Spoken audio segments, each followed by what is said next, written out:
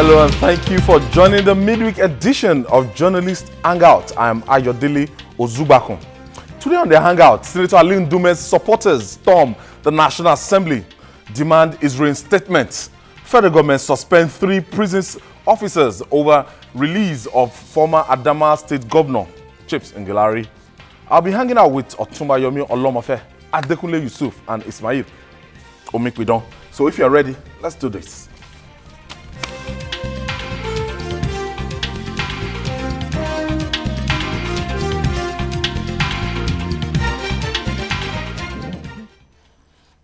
Senator Ali Ndume has become a victim of his modesty. On March the 21st, 2017, he raised a motion on the floor of the Senate calling for an investigation into the bulletproof car scandal linked to the Senate President, Abubakar Bukola Saraki, and certificate scandal involving Senator Dino Melaye. His motion was keenly attended to, and after a week, the Senate Committee on Ethics, Privileges and Public Petitions cleared the senators of the allegations but recommended Ali Ndume be suspended for not investigating the allegation before, taking it to the Senate. Its recommendation was adopted, and yes, Ali Ndume was forthwith suspended for 6 months. Since then, there had been efforts to get the Senate to rescind its decision. On Tuesday, Ndume's supporters and constituents protested at the National Assembly complex, demanding that their senator be recalled from suspension, but nobody addressed the wailing crowd. Is there more to Ndume's travail than his just seemingly harmless motion? Adekunle Yusuf, when you look at Senator Ali Ndume, it was one of those people that, supported the emergence of Abubakar Olusola Saraki, even at the expense of the All Progressive Congress. And he was the majority leader. And at a point in time, he was part of the people that they appealed to that, okay, step down so that the list of the party, so that they can the party can implement that other list apart from the Deputy Senate President and other posts. But Ndume was a firm supporter and believer in the leadership of Senator Bukola Saraki. At what point in time did Ndume become, the sacrificial lamb? He lost his majority seat, and if that wasn't enough, the motion he raised, and he was saying it, he was attributing the motion to what he saw on the pages of newspaper and online publication. And I remember that particular sitting. He wasn't talking authoritatively. He wasn't saying that, look, these and these are the allegations that have been raised against the Senate President. He said he attributed it to the newspaper and online publication, and he held on to that newspaper, and he said the integrity of the Senate, that brought the question to the integrity of the Senate, that his colleagues should just please investigate this. Voila. What they did was that the committee came out after 1 week. They slammed him. They slammed one year. It was even a year suspension. So it was ratified at the plenary, and lo and behold, to cut the long story short, Ali Ndume is a sacrificial lamb. What happened? What happened on that Saraki Senate? It's like the dog eating, fellow dogs, because it's a game of power, it's a game of intrigues. And how did Bukola Saraki emerge as the Senate President? The story is known to all Nigerians. Yes, that's in the public domain. But I think Ndume fell out with Saraki and the power hawks surrounding Saraki at the point when it was so clear that Saraki and his guys, I don't want to say gangs, had made up their mind that no Magu. And you will see that Ndume made it a point of duty that whatever is going to happen, that this Senate will go ahead and confirm Magu. You remember the December embarrassment when the Senate refused to even entertain the issue of confirmation or not for Magu. The only man who said the truth was Ndume. He said no, the Senate had not rejected Yes, because his nomination. it wasn't because he was not given the opportunity to actually talk, defend himself, and make a case for himself. But a gang within the Senate does all of a sudden. I remember the reaction of the Senate spokesperson that time. So you know, like reprimanding they were Ali Ndume. extremely angered for not towing the line of power-hungry guys within the Senate. At the end of the day, since that day, it's been earmarked for treatment their own way. But then when it followed that, you will see subsequent visits of Ndume to the presidency. He wanted to help the presidency to ensure that whatever happens, Magu eventually gets, cleared and confirmed. But along the line, the Senate, intensified efforts to actually frustrate all that. And what happened? They kept us telling us about once the DSS report or another every day. So at the end of the day, when he was removed, from the seat of Senate leader, you see the way it was handled. It was even done shabbily. A Senate that wants us to believe that it's a Senate of integrity will toe a different path. But did they do it? They just allowed the man to observe his prayer, and before you know it, a curious dimension, There was a twist in the tale. He was announced as having left that seat, and somebody else had taken over. What did Ndume say that day? And I was on this program that day, that this will actually cost the Senate a lot of. And what has happened subsequently, you will see that this latest drama that he was removed from the Senate must be some of the worst decisions that either Senate President Bukola Saraki or his people or people around him, the worst decision they've made. Because what Ndume said, Ndume actually, said the minds of most Nigerians. Okay, Yomi, I will tell you that I'm fast becoming a fan of Abubakar Bukola Saraki. Not that because I like, everything surrounding, but it's politics. Okay. Somebody understanding the game of power and maximizing it. This was a man that emerged in a controversial situation, and immediately after that, they brought the Code of Conduct trial. After that, they brought the certificate forgery trial. But the way he has maintained his calmness, and the way he has been consolidating 2 years after his emergence as the Senate president. I can tell you, almost 2 years after his emergence, June, the 9th of June, we make it 2 years. I will tell you that he's fast becoming one of the most powerful politicians in Nigeria right now. Ayo, well, if you say so.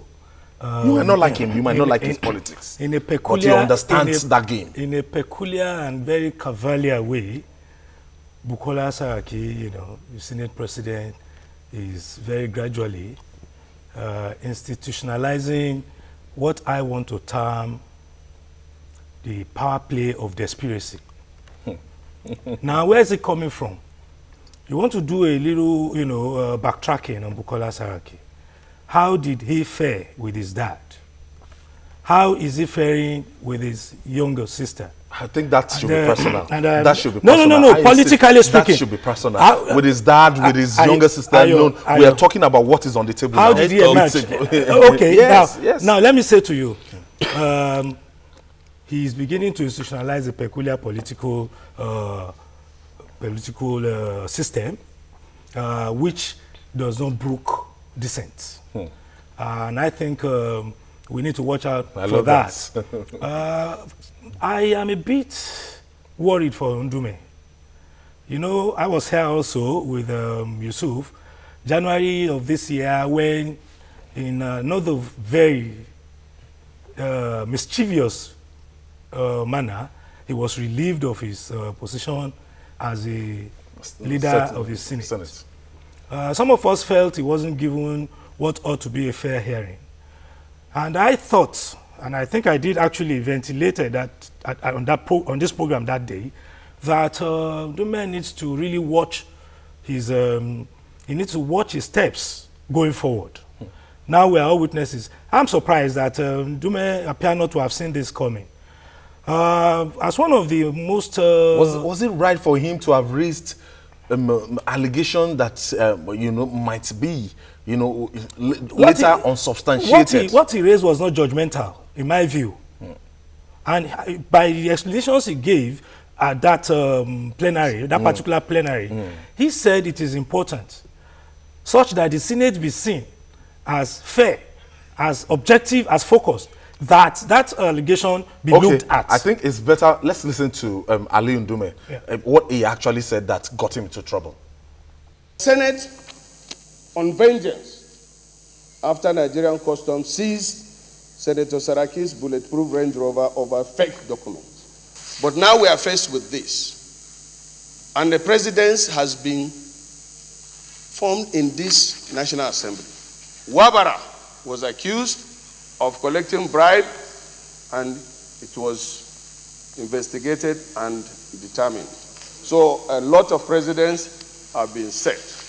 Now the second matter of privilege affects my colleague Sheikh.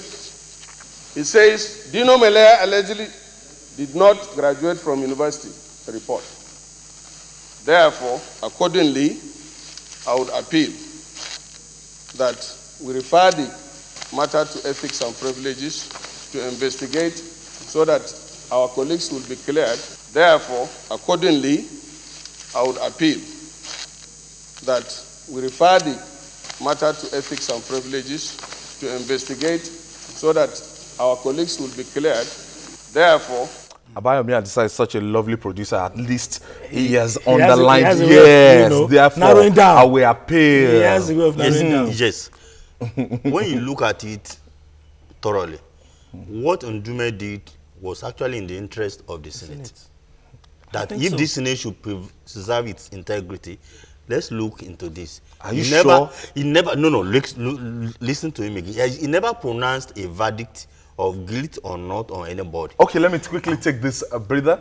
We'll take this break. When we come back, we'll talk more. We're still on the crisis in the National Assembly. We'll be right back after this time out.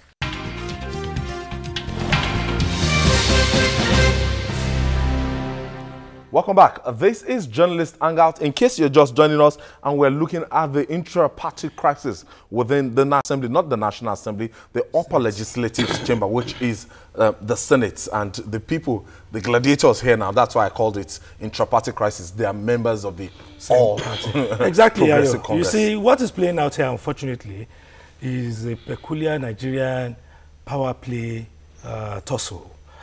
For me, I think a politician of Ndume's pedigree ought to have seen the handwriting very clearly on the wall. From the minute his Senate leadership role was taken away. And if you look at his antecedents, the people baiting him knew that he's an irrepressible fellow. And that very irrepressible. And that even having lost Senate leadership position, he's not likely to take things like low. And they have just waited carefully to to make exactly to take a few to make any move, to take a few false steps, and then now look at it.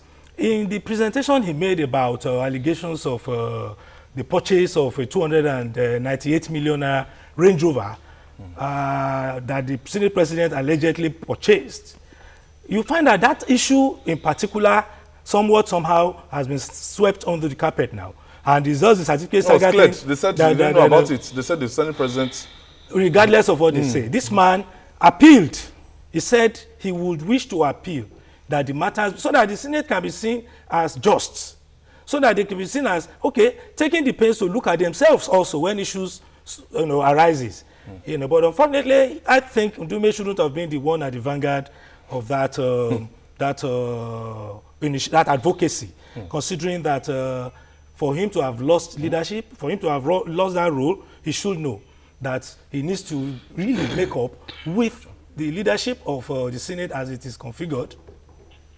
And having said all that, you will agree with me that it is indeed a drama of the absurd that is playing out. If a person ventilates his views, makes suggestions, and he gets suspended, for 1 year, they said, the Senate Committee on Ethics, Privileges, and Public Petitions actually recommended that he be suspended for 1 year. That's a huge joke, if you ask me. For what offense? Adekunle Yusuf, yesterday, the National Executive Committee of the All Progressive Congress actually belatedly met with, you know, the Senate caucus from the APC. And from what the feedback we got from that meeting, and somebody was saying that, look, moving forward, drop the charges. Drop the charges. The CCB, all the charges. All the charges, drop it, but because we know it's political. All the probes. What do you read between the lines? I think the problem should go with, you know, the presidency. Because in this whole effort, somebody has to lead and provide leadership. I think that is lacking. The Senate cannot be all in all. And this Senate has been doing everything, whether it's legal or illegal. The suspension of Ndume, they know by the pronouncements of the courts of Nigeria. There is no Senate or House of Representatives that has any power to suspend a member for 1 day. You see, members at the floor of making reference to the suspension of Dino Melai and 10 others. The 11. Yes. It went as far as, you know, the Court of Appeal. And the Court of Appeal said no House that it will or be Senate depriving their constituents. Not even one single day. And they were arguing that they could do it for 14 days. They said no. For 2 weeks. That you don't even have no power to suspend anybody for 1 single day. But here we are, we continue to, you know, revel in the illegality. And this Senate knows that what he's doing is totally wrong. Are you now saying that if any senator misbehave or a member of the House of Representatives, there can be an internal way of, you know, bringing that senator to book apart from, you know? Okay, let's look at what Ndume did. If at all he actually pronounced his colleague guilty, the worst that should have happened to him, according to civilized norms, is that... Not civilized norms, they have their Senate rules. They have their rules. We are not the only democracy. Nigeria is not the only democracy, and Senate is not peculiar to Nigeria. You ask this man to apologize to his colleague. That if he actually maligned or was pronounced him guilty, he was never judgmental. He even helped Dino Melai. And if Senate wants us to believe that it's a Senate of integrity, that matter should have been referred to the security agencies. I wanted to ask, where are the Professor Shola Adeyeyis of this world? Quiet. Where are the Kabiru Marufas of this world? Well, those people that at the beginning of this 8th Senate, they came out and they were playing the role of opposition, of the people that, you know, were courageous. Yes, the balancing. Ayo, what I can say about some of these gentlemen you have asked after is that the politics playing out, a man of integrity, decent. He was in the House of Representatives before he moved to the Senate, but people are not talking. Yes, the politics playing out on the floor of the upper legislative chambers, the Senate, is an unusual one, and it's a winner takes all kind of politics. It's a no holds barred, no dissent. I have my first caller. Just hold your thought. I will be back to you. Martins is calling from Lagos. Good evening. Good evening. Thank you for joining us, Martins. Good evening. Kudos to the 2 gentlemen in the studio. Thank you, sir. I say good evening to you. Good evening, sir. It's very unfortunate what is happening in the Senate. It's quite unfortunate. Having looked at the decision very critically, you find out that what the Senate is doing is illegal. Going by the provision of court in the case of delivery in House of Rep versus 11, and subsequent court pronunciations about suspension of a senator or House of Rep. Having said that, if you look at the part also going on in the Senate, it is very unfortunate that, like the gentleman in the middle said, a large quantum of blame goes to the presidency. It's not leading at all. It's quite unfortunate. And what we are seeing now is a threat to democracy in Nigeria, whether we like it or not. You saw the mammoth crowd at the Senate yesterday protesting. And up to now, the Senate has not said anything about it. They were never addressed. The president was never addressed. No. And all of us are just here. We will talk every day here. And we need to make a step. If something is done with what is going on in the Senate, I'm afraid. there's going to be a problem with Nigerian democracy. Because the cabals in the Senate, they are ready to go to any extent. Look at what is happening to Magu. Look at what the judgment just made an observation for his colleagues to be investigated. Thank you, Martins. Thank you for your contribution, Martins. So where do we go from here? Is it that the Court of Appeal verdict should, somebody should go to the Supreme Court and this will be finally put to rest? Because I don't want to believe that there will be, the senators, when any of the, when there's an infraction on the part of any senator and the leadership of the Senate would not, or the House of Rep, will not have a way of bringing that person. They should have a kind of internal mechanism, yes, through they address such indiscipline. So nobody can come and tell me now that suspension for 1 week, 12 days is illegal according to the court. But there should be, I think the Supreme Court is a constitutional thing. The Supreme Court should just talk about this. What do you feel? What I think really and truly is that over and above some of the activities ongoing by the constituents of Borno South Federal Constituency, I think Mohammed Ali Ndume should give very serious considerations to legal recourse. I think it would be fair for him to approach the courts of the land to seek interpretations for some of the pronouncements on that floor as it affects his own constitutional rights as a member of the Senate. Now, having said that, you want to understand that, like I was saying, the politics of the current Senate president is one that will give people like Professor Adeyeye that you have mentioned a lot of cause to tread carefully. This is a gentleman who is proving that things must have to go his way at all costs. And this is a gentleman that I think, unfortunately, has a wrong understanding of his role in the Senate. And I think he also is under some sort of exaggerated impression about the powers incumbent on him as a senator of the Federal Republic. And this is all playing out in the decisions. The very, very queer, very weird, if you ask me, very absurd.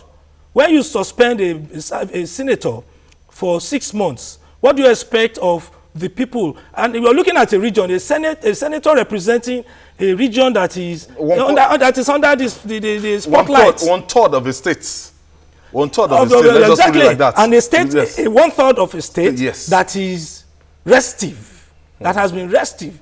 If now they no longer have a voice, what becomes of that particular geographical area? You look at the locations where Ndume is representing. Joe Igbuko told me earlier today that yes, that's the configuration. But because if you have 3 senators, yes, a third of your state is your constituency. 1/3. 1/3. Exactly. That means effectively a third of. And in this instance, you look at the third in question. You're looking at where he's representing. Those are the hotbeds of strife.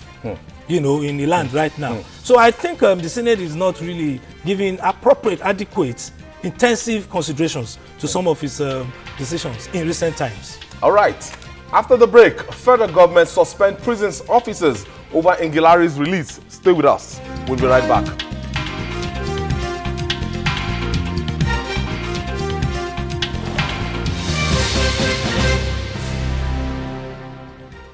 Welcome back. If you're just joining us, this is Journalist Hangout. On March the 6th this year, a former governor of Adamawa State, Bala Ngilari, was sentenced to 5 years in prison without an option of fine for violating the Public Procurement Act in the award of contracts at the cost of 167 million naira. While many jubilated that justice had been done, Ngilari and his cohorts plotted what might turn out to be the biggest scandal to have rocked the Nigerian judicial system ever. They went back to the same courts that jailed him and presented a medical report from the Yola prisons as part of his bail plea and was freed on health grounds. But the Nigerian Prison Service swiftly denied ever issuing such documents and simply described it as fraudulent.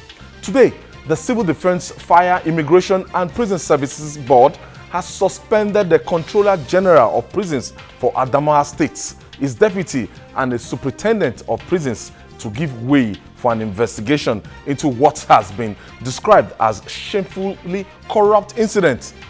How did we get to this mess as a people? Ismail Omikidon is just joining us, and before you make your comments, Ismail Omikidon is just joining us, and before you make your comments, let me just take you to Adamawa State when the Controller Prisons actually made Peter Tenkwa actually commented on this issue. High-profile inmates like the former governor who was kept here, and that was my response. The letter he wrote, I forwarded to Justice. Personally, that is all I know. Until this morning, when he called me that there's another letter before the judge, I was set aback. I told him I'm not aware of that letter. My response to you is what I know, and it's what Nigerian Prison Service knows. Because as far as I'm concerned, when I got your letter, I got in touch with my headquarters, and they told me to go there and see things myself. I saw the cell where this man is, and our help, and especially just of recent, just last week, we received enough drugs to handle cases like that of his so-called ill health. So, but to my dismay, this morning, I just got a call that there was another letter before. That letter did not come. In fact, I have written now that dissociating Nigerian Prison Service from that letter. That man you're just saying is the Controller Nigerian Prison Service for Adamawa State. His name is Peter Tenkwa. He has been suspended. He has been suspended now. Suspended, and Ismail, I don't understand this story. Well, who gave the letter? How did the letter get to the judiciary? I want to believe very strongly that if the sentence had taken place between June and August 2015, I bet you such a thing would never have happened, because then there was fear everywhere. But it appears they have studied the system. And they have come to realize that we can still do certain things and get it. Otherwise, I doubt if any Nigerian would have ever imagined that such a thing will ever happen under an administration such as this, being headed by somebody we know to be a no-nonsense person. Having said that, it just shows clearly that corruption is very, very endemic in our system, and it's not peculiar to even the judiciary. Because if you listen to the man, a man is claiming that he didn't know anything about, but he was the one who forwarded the letter. And you don't know about the source of the letter. I don't know about the source of the. You don't know about the source of the.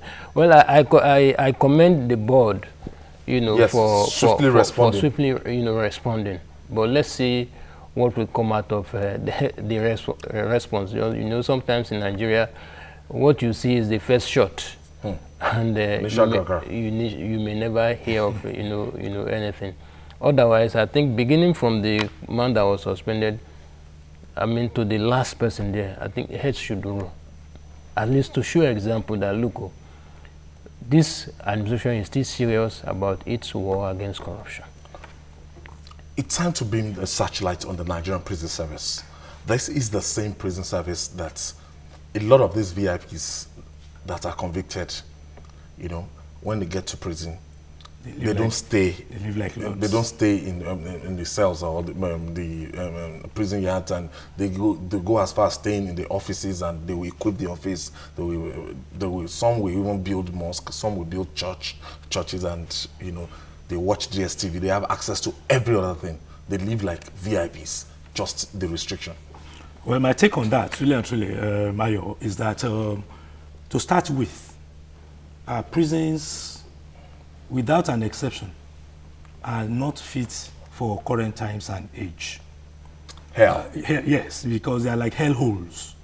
The basic items of convenience you're talking about are not, they are commonplace in other prisons.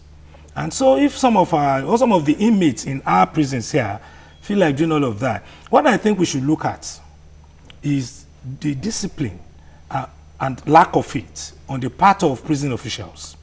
To look at the lack of discipline. That's what I'm saying. That the warder will bring you out, will get you an office. Yes. Instead of you sleeping in prison room, you sleep in that office. There's AC. There's everything. Actually, just because you want to serve, you are going to give something extra. That's because corruption is what we're talking about here. What is the total emolument of the smallest prison officer to the highest prison officer? If you are insulated from temptations, pecuniary temptations, the risk is reduced by half to compromise the security conditions. But if your terms of engagement is parlous, is nothing to write home about, and you bring high-profile people who have bags and bags and bags of illicit funds to throw around. I was even told that these people, they lobby to be in charge of politically exposed exactly. Persons. How strong can you then be? Prison officials. How strong can you be in the face of so much illicit wealth being bandied around? It's a two-pronged thing.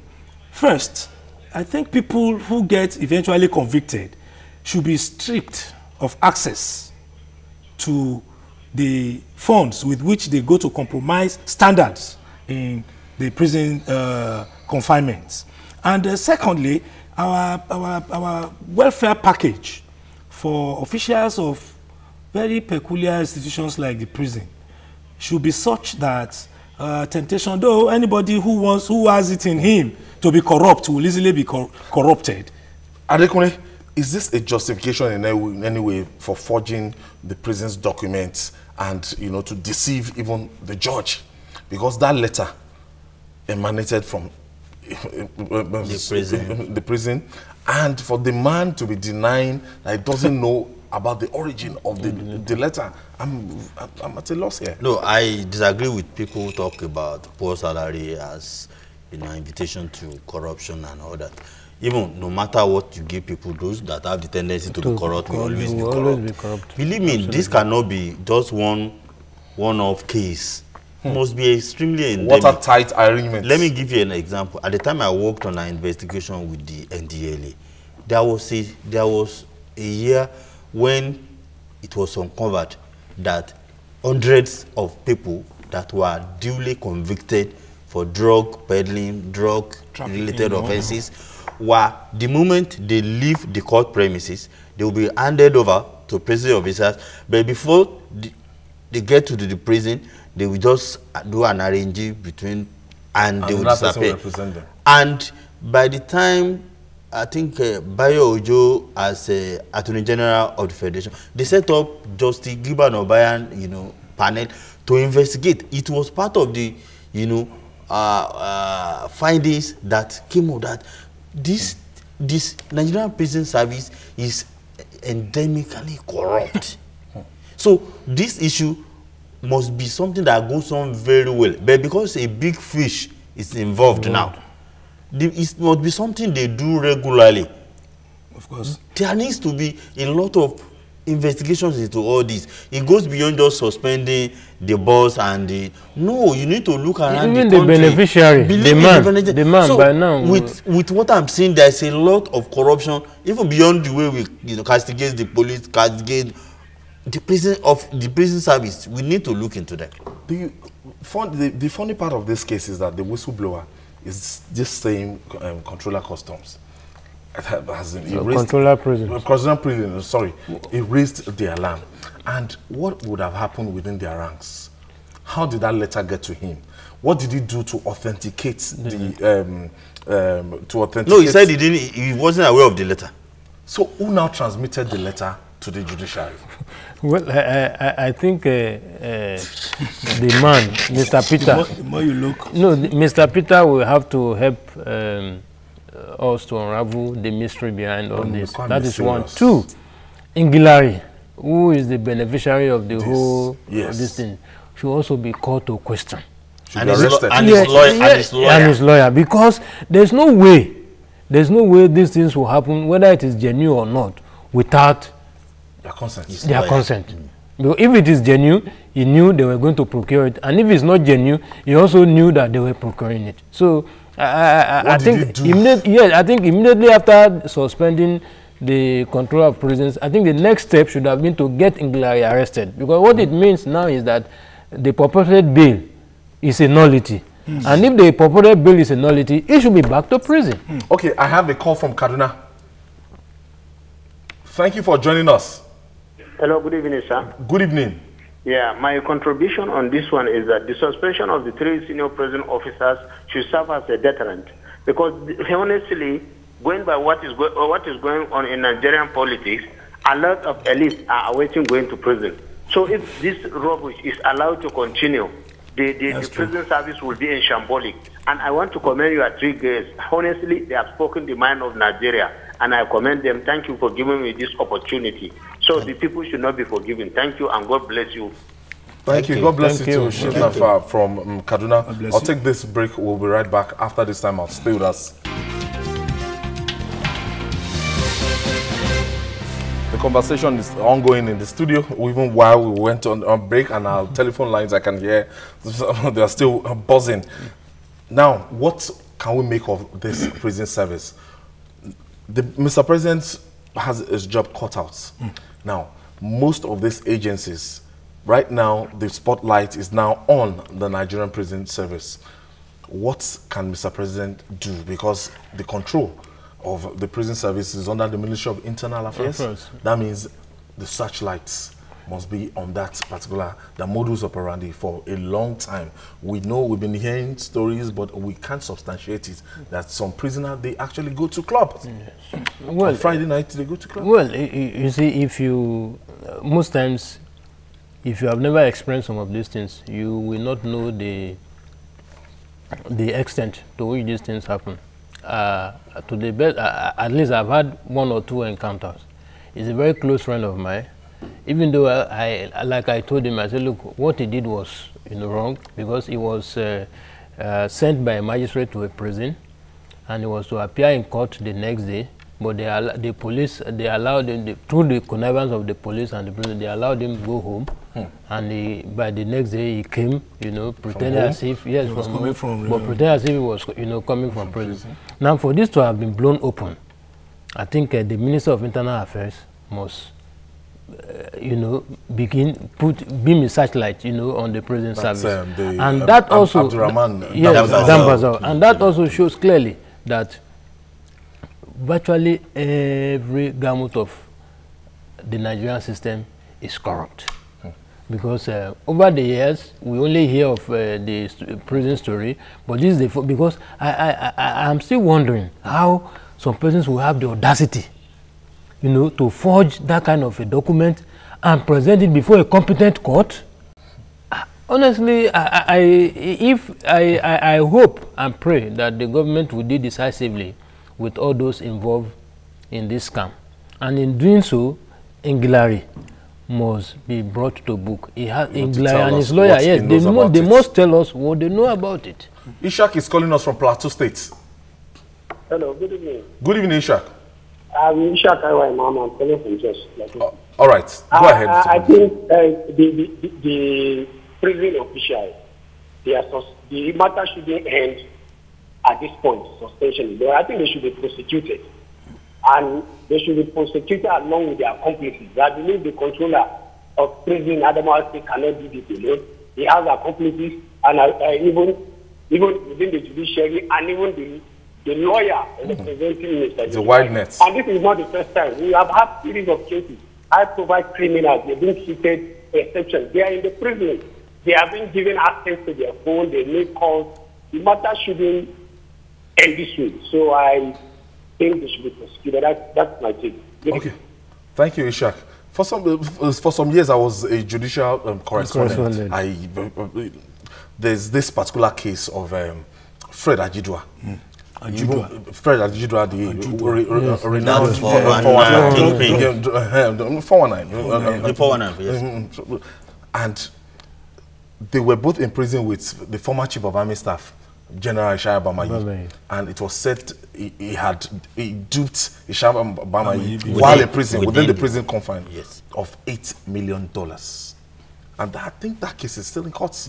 That case is still in court. Now, for that to have happened, it will take prison officials, it will take lawyers, banks. It will take so many other things that the activities that was allowed to go on within the confines of prison, you know, that time, $8 million installments. It's a possibility, you see, and it's a possibility that resonates.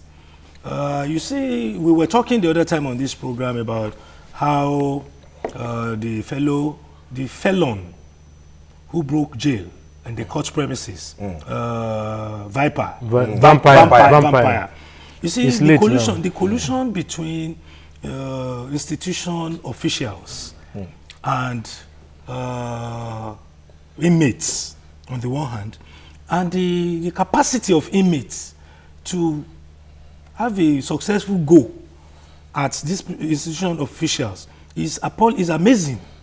The Fred Ajudua story you're talking about, that was one celebrated incident where it was said that, with due respect, you know, that gentleman could even 419 his own mother. So if somebody is reputed, has a reputation to have the capacity to do that to his own mother, what's the big deal about an army chief of staff with whom they found themselves? The other time we spoke about how these people run their illegal empires from prisons, from custody, how they have access to God knows how many number of cell phones, how they are able to, you know, do emails, receive visitors, even some of the visitors on watch lists inside, you know, detention facilities. So you see, all of these things have been going on for quite a while in our land, and I think at this point the Ngilari matter should serve as maybe a litmus to finally put a stop. The way to put a stop to some of these practices is to ensure that prison officials who are found culpable, we have always shouted, we've shouted ourselves hoarse here about the need for deterrent in this land. If there are no effective deterrents, then lessons are not learnt, and then impunity continues, and criminality and illegalities continues. So I think in this particular instance, as have been said by Omikidon, the Minister of Internal Affairs should personally take this matter up and see it to its logical conclusion that must end in the punishment of some of the officials identified so far in this whole entire saga. Gentlemen, in this kind of situation again, if our prisons, you know, in the United States, these are, they call them the correction centers. Facilities. You know, these are places you go to and it will change the paradigm and everything. But in this situation, people are so scared of even staying 1 day or 24 hours, according to what Israel told, because the place is not habitable. Yes, our correspondent, Adedoja Salam, did, the Attorney General of Lagos State actually paid a visit to the Kirikiri prison, you know. Out of 2,000 inmates, I think 1,800 and something are waiting trial. Yes. Those that have been condemned, maybe they're not up to 10% of the, you know, but the place is not habitable. It's difficult to stay there. So in a situation whereby the place is not habitable, people will do all sorts of things to make sure, look, I can't spend if they have the wherewithal. Especially if they have the wherewithal. Since May 29, 2015, I've never... Okay, let me hold your breath there. Let me just take West. West is calling us from Lagos. Oh, thank you so much. Thank you for joining us, West. Let me draw you back into the first distance. You see, if the color Saraki could remove for Ibadan the cause of the problem of society that he was investigating, and now I can remove Lamode because he's prosecuting his wife. Now, there is nothing this Saraki will not do. This time around, if I see the deputy majority leader presenting a paper on a SAGI that he has so thing, and he presented as a paper. If Ndume can present a paper that this is what they wrote, it is already an allegation by the paper, the reporter, or what I see all of us see before was that when a committee is set up, they invite the paper or the reporter or the editor to come and sit and explain where you get the information. If they are now making Ndume to be the culprit, then there is a sinister movie which is planned. In fact, all of them, including Bukola, they have planned to go through another party next time. They know that APC will not give them. Thank you for your contribution, West. Thank you for that contribution. Adekunle, we're talking about the correction center. Okay. We have never had any reform, prison reform, agenda from this government. This is a government that claims to be fighting corruption. The judiciary reform is another big issue. The police system. These are not the claim. They are fighting corruption. Okay. They are fighting corruption. All these agencies or institutions are very key to successful war against corruption. We are not doing that yet. Let me tell you, some years ago, you heard about budget padding, and it was unveiled that many of the people that aided that thing were civil servants. Okay, you can see many the of them are in statistic jail of what I was trying to say, that the statistics, total inmates 2,508, convicted 461, convicted, awaiting trial 2,047. This is a lot. So the people that have been condemned already, they are just 461. This does not represent 30%. At all. Oh, no, it does. No, it's about 2,000. I think 2,500 and let's say that's like 20%. 25, or let's say 25 approximately. 10% of the whole thing. 20% of the whole thing. That's 461, and that shows the situation. And if you look at the number of people that originally, the number of people that this can contain might not be more than 1,500. No, yeah, usually the capacity, what you have is usually 3 or 4 times the capacity of. Yes. So you can just like the maximum prison in Kaduna. I think I visited there last in around June 2015. Although for that place, the state government tried to partner with them to see how the inmates can learn, 1 or 2, 3, but you need to see how they are packed. The way this sardine, the way they pack sardine. They meet most armed robbers that they catch in Lagos.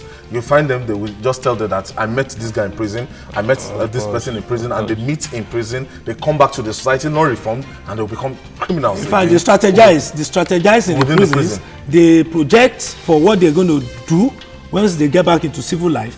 And so where is the correction?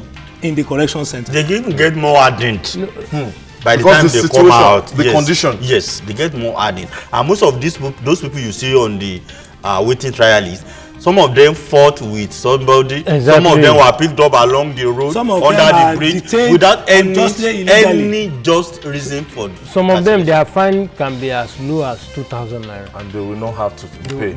All right, I want to thank you, Adekunle Yusuf, Otumba.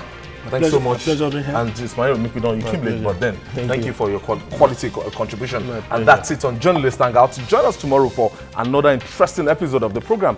You can watch the repeat tonight at 11. You can also watch Journalist Hangout on YouTube. That's youtube.com/TVC News Nigeria. Our feedback channel is Journalist Hangout at tvcnews.tv. I'm Ayodele Ozubaku. Bye for now, and God bless Nigeria.